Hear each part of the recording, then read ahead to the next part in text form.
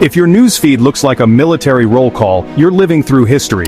In a world where headlines change by the minute, and every notification could signal a new crisis, it's not every day that the entire upper echelon of the US military is summoned to one place. This isn't just another story about politics or policy, it's a moment that could reshape the future of America's armed forces, and maybe even the country itself. The gravity of this event cannot be overstated. It's a convergence of power, strategy, and perhaps a redefinition of military ethos. The implications are vast, touching on national security, international relations, and the very fabric of military tradition. Hundreds of top generals, admirals, and senior advisors, some of the most powerful and influential figures in the military, have all been called to assemble in person. The official line is vague, the details are scarce, and speculation is running wild. Why now, why here, and why all at once? The timing is particularly curious, given the current global tensions and the myriad of ongoing military operations. Could this be a prelude to a significant policy shift, or perhaps a response to an emerging threat that has yet to be disclosed to the public? Let's break it down, because behind the headlines, there's a story that's raising eyebrows in Washington, in the Pentagon, and around the world. Analysts are poring over every detail, trying to piece together the puzzle. The secrecy surrounding this summit is unprecedented, leading to a flurry of theories and conjectures. Is this a strategic recalibration, a response to internal challenges, or something entirely different? This week, Defense Secretary Pete Hegseth issued an order that's never been seen before. Over 800 U.S. generals, admirals, and their senior advisors must report in person to Marine Corps University in Virginia. The scale is unprecedented. The logistics alone are staggering. Imagine the world's most powerful military suddenly pulling its top leadership from every corner of the globe and bringing them together under one roof. It's a move that's left even seasoned defense analysts stunned. The sheer coordination required for such an assembly is mind-boggling. Flights, accommodations, security details, all meticulously planned to ensure the seamless gathering of the military elite. The official reason? A 30-minute speech on military standards and the so-called warrior ethos. On paper it sounds routine, maybe even mundane, but no one's buying it. Not when the stakes are this high and the cost of such a gathering could run into the millions. Not when the world is watching, and America's adversaries are surely taking note.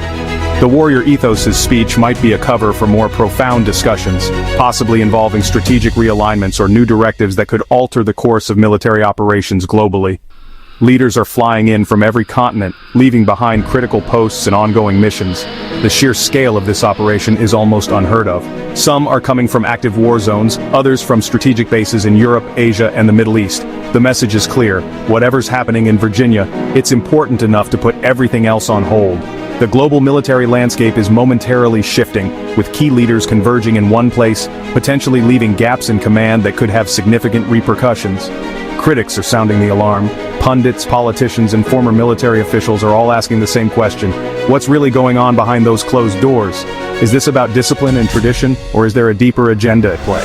Some see echoes of history, moments when military shakeups signaled major shifts in national policy, or even the balance of power. The historical parallels are striking, reminiscent of times when military summits preceded significant geopolitical shifts or internal restructuring. The gathering could cost millions, disrupt missions worldwide, and, most controversially, put nearly all top U.S. military leadership in one spot at one time. Security risk? Absolutely. For decades, military planners have warned against concentrating so much leadership in a single location. The risk of a catastrophic event, whether an attack, an accident, or even a cyber breach, has never been higher. And yet, here we are, with the entire chain of command gathered under one roof. The potential vulnerabilities are immense, and the stakes could not be higher. The security measures in place are undoubtedly extensive, but the inherent risks remain a point of contention. Security isn't just about physical threats either. With so many high-ranking officials in one place, the risk of espionage, leaks, or digital surveillance skyrockets. Intelligence agencies are on high alert, and the world's eyes and ears are trained on Virginia. The digital age brings new challenges, with cyber threats posing a significant risk to the confidentiality and integrity of the discussions taking place. Every precaution is being taken, but the potential for breaches remains a constant concern. Hegseth says he wants to revive traditional values. Think stricter grooming, more fitness, less focus on what he calls woke policies. He's promised a return to basics, discipline, unity, and a renewed sense of purpose. But is that really all this is about, or is it a smokescreen for something bigger? The emphasis on traditional values could be a strategic move to consolidate support within the ranks, but it also raises questions about the broader implications for military culture and policy. Some insiders say this could be the start of a sweeping overhaul, one that could reshape the military for a generation. There's talk of new codes of conduct, stricter standards, and a crackdown on what Hegseth's team calls distractions from the core mission. But others warn that such changes could spark backlash, both inside and outside the ranks. The potential for internal dissent is significant, with some fearing that the proposed reforms could undermine morale and cohesion within the military. But some suspect much bigger changes are brewing, like cutting top brass by 20%. That would be the largest reduction in senior leadership in decades, maybe ever. Supporters say it's about streamlining command and making the military more agile.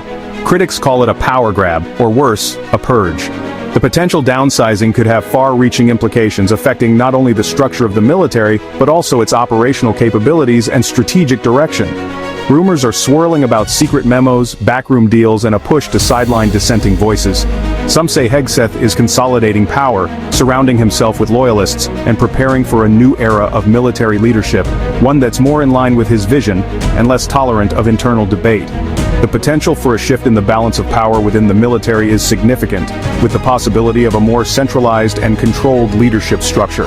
With Congress demanding answers and the Pentagon staying silent, everyone's asking, is this about boosting readiness or flexing political muscle? Lawmakers from both parties are calling for transparency, warning that the stakes are too high for secrecy. Meanwhile, Pentagon officials are keeping their lips sealed, fueling even more speculation. The lack of transparency is a major point of contention, with calls for greater accountability and oversight growing louder. As the meeting unfolds, we'll keep digging.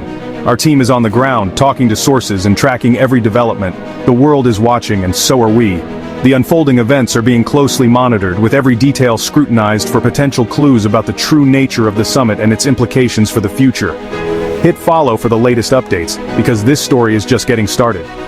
The decisions made behind those closed doors could shape the future of the U.S. military and the nation for years to come. Stay tuned. The ramifications of this summit are likely to be felt for a long time, with potential shifts in policy, strategy, and leadership that could redefine the military landscape.